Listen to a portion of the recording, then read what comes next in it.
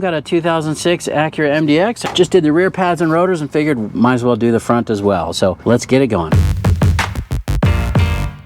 Hey, what's up YouTube? Dan the Fix-It Man. Got another quick video here for you. I'm going to show you how to replace your front brake pads and front brake rotors on a 2006 Acura MDX. Now, we just did the rear pads and rotors on the same vehicle and just decided to take a peek at the fronts, and it looks like the front pads are worn down as well. The first thing I like to do is push the caliper pistons back inside the caliper body, which will give us more room for the new pad material. And the way that I like to do it is just to use a screwdriver and pry it in through these windows and push those pads in just by prying it against the body of the caliper. Before you do that, you need to pop the hood and take a look at the master cylinder. Make sure that there's enough room in there so that we can push the fluid backwards up into the master cylinder without making a big mess.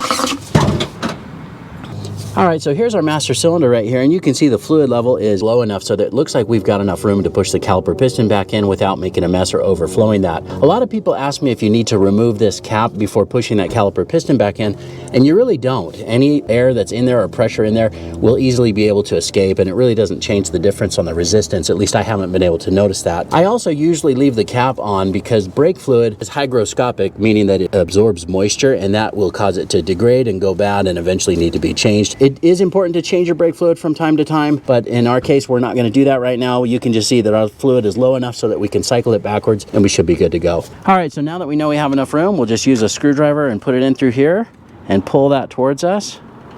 And you can already see that caliper moving. I'm going to shift over to this side here, do the same thing.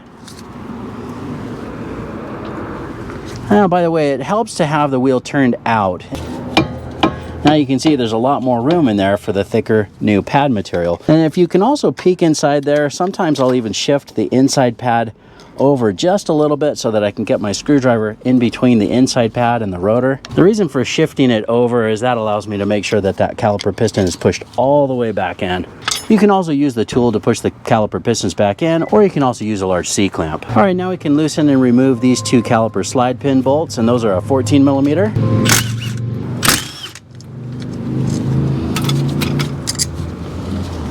Set those aside, and then we can take off the caliper, and I'm just going to carefully hang this up above using this little hook. I'm going to hook it up here on the coil spring so it's up and out of the way. All right, so with the caliper off and hanging out of the way, we can now pop out these brake pads, and I'm going to pull off these little V-springs here first. I don't know if our new kit comes with new ones, so we'll set those aside for right now, and then we can pry the old pads out. You can see they're pretty much worn down, ready to replace.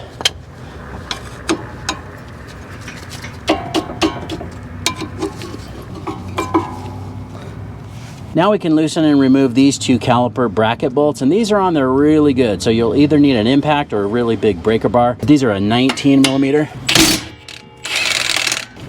And it's a good idea to have one hand on the caliper bracket so it doesn't drop to the ground.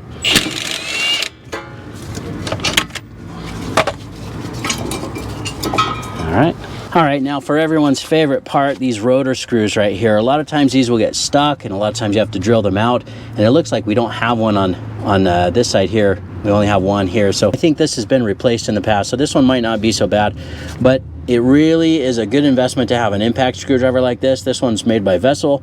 You basically just strike the back of this metal cap here, and that will rotate the screwdriver as you go. It looks like we're also getting lucky here. The rotors are just coming right off. Now a lot of times these will get stuck, and you can use these threaded holes, get some bolts that will push that off of the hub, or you can hit it with a big hammer. That works too. Now before I put the new brake rotor on, I'm going to clean the surface of this hub with a little wire brush. Just this little wire brush on a drill works pretty well. Just make sure that you wear some safety glasses if you're going to use this. All right, now I'm also going to brush the surface of this with some Permatex anti-seize, and that really seems to help prevent that new rotor from getting stuck. That should work. Now before we put the new rotor on, I'm going to spray it down. Just wipe all the surface, the braking surface, with the brake cleaner. These are usually packed in some oil. We just want to make sure that we wipe all of that off before we put it on. And then just line up right here. You see our threaded holes. Just make sure that we line those up with the tapered hole on the rotor. like so. Now, a lot of people say that these tapered screws, these Honda screws, are really only there for manufacturing as this vehicle goes down the assembly line. That might be true, but I usually just put them back on, especially if they're in good shape. This one looks like it's actually new. I think I replaced it last time I did the brakes on this vehicle. I'll just make those nice and snug. Now again, I don't have the other side, so we're just gonna go with the one for right now, and I think that'll be fine. Just make sure we get all that anti-seize from my glove off the surface of the rotor. All right, now we can get the bracket ready to go back on. And what I'm gonna do is pop off the old clips. These are basically just little metal caliper support clips or abutment clips. And what we need to do is now clean underneath here where the new clips are gonna go, just to prevent any corrosion or rust buildup underneath there. Now here again, I'm just gonna use this little wire wheel. This little brush here works really well.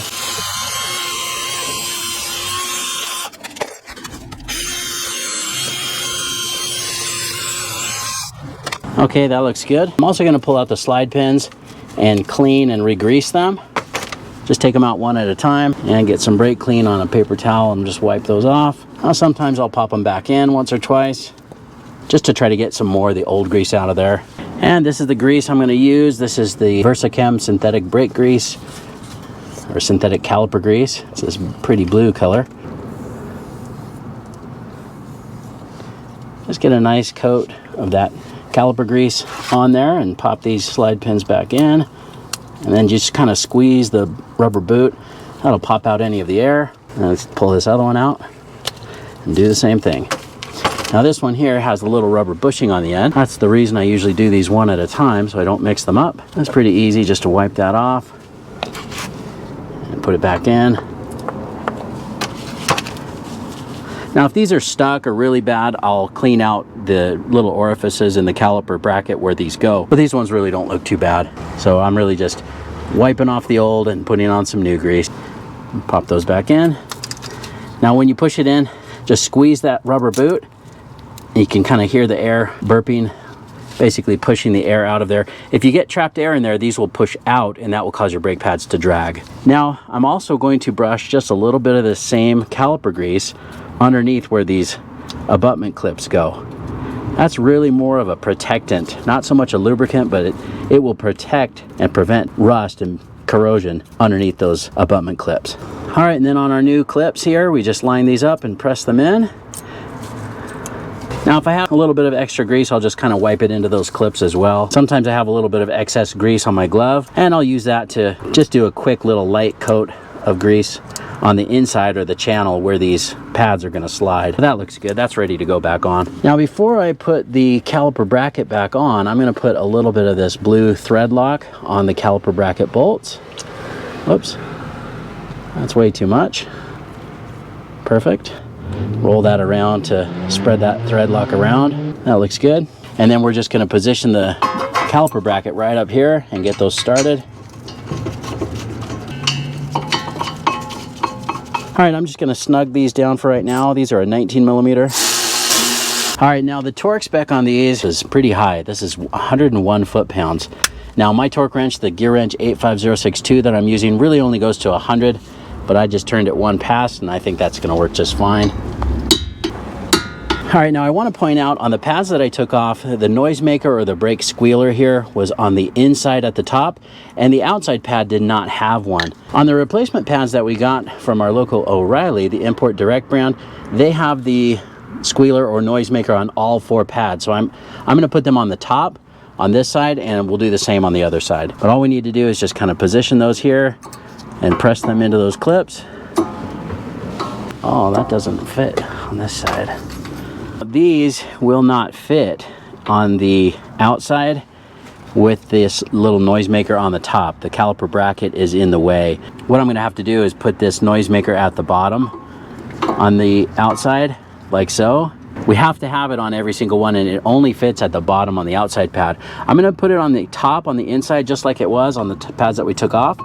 and we should be good to go. So it fits in there. It's not rubbing on anything. So I think we're good like that. Now our new pads did not come with new V-springs, so we are going to reuse these. But before I put them on, I'm also going to brush a little bit of this Permatex Silicone Ceramic Extreme on the outside of each shim. This stuff really seems to help dampen some of the noise and vibrations caused by brake pads, and this is the high temp stuff, so it won't melt off like the regular caliper grease. Really don't need much, just a little coat. We're going to put the V-springs back in. Now here's where you're going to want to be careful that your new pads don't drop out onto the floor like that one's wanting to do. So we might have to just position one hand here and hold them together while we put the V-springs on. And the tricky part is also getting the caliper to go back over this without having those pop out. And I got a little bit of that grease on the rotor, but see if I can wipe that off. That looks good. All right, now with my other hand, I'm just gonna try to unhook this. There we go. Now I'm just gonna try to put this over the pads just for a second while I take this hook out. There we go. We got it. All right, now we can put the caliper slide pin bolts back in. These slide pins have little flat spots on them, which will lock in place with the caliper so that they don't spin while you're tightening them. But we'll just get this snug. This is a 14 millimeter. And then the torque spec on these is 27 foot-pounds.